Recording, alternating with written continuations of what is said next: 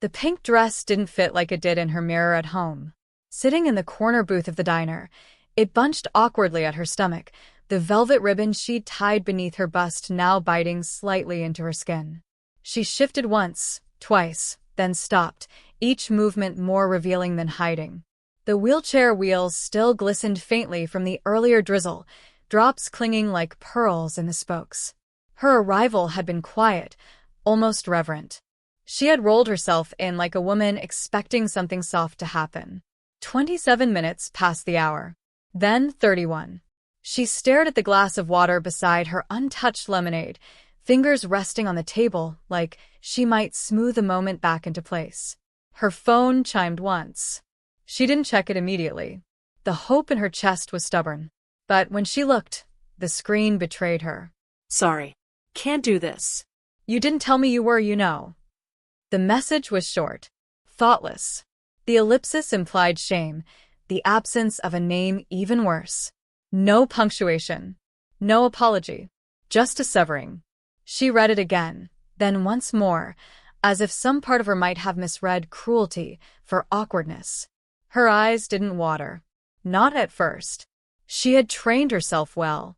Instead, she folded a napkin and dabbed the corner of her mouth, checking if her lipstick had bled.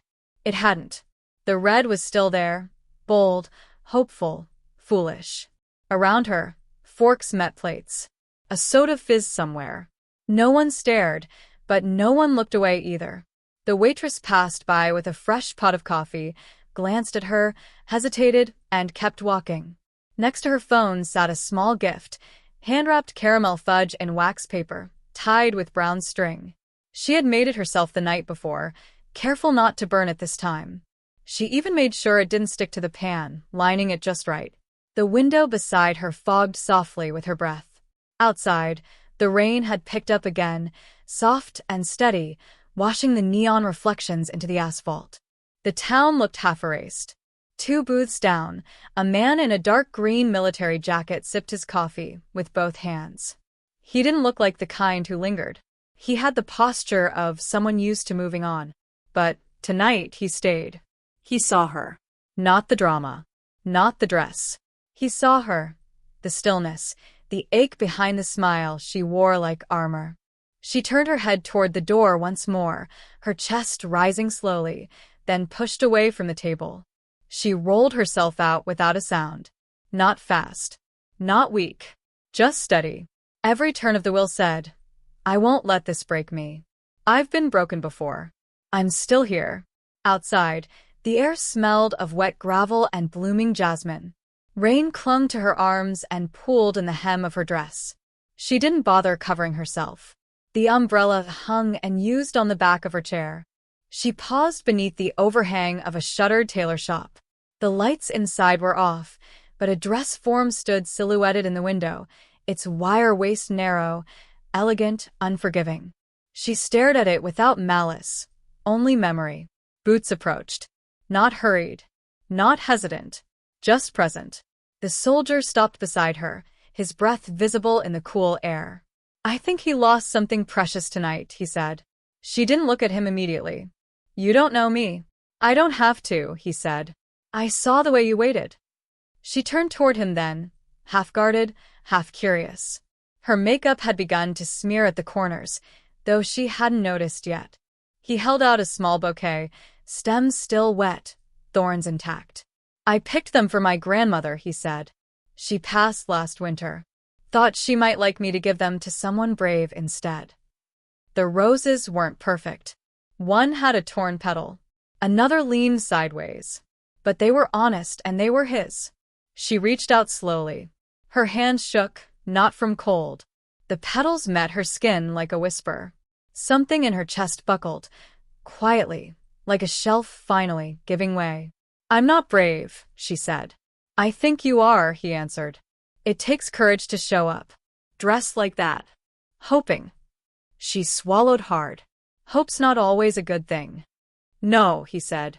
But it keeps the door open. He didn't ask to walk with her. He simply began moving as she rolled forward, matching her pace without intrusion. A rhythm formed, her wheels over puddles, his boots brushing gravel. I design clothes, she said suddenly, surprising even herself. Vintage dresses. For women who don't fit into the ones on racks.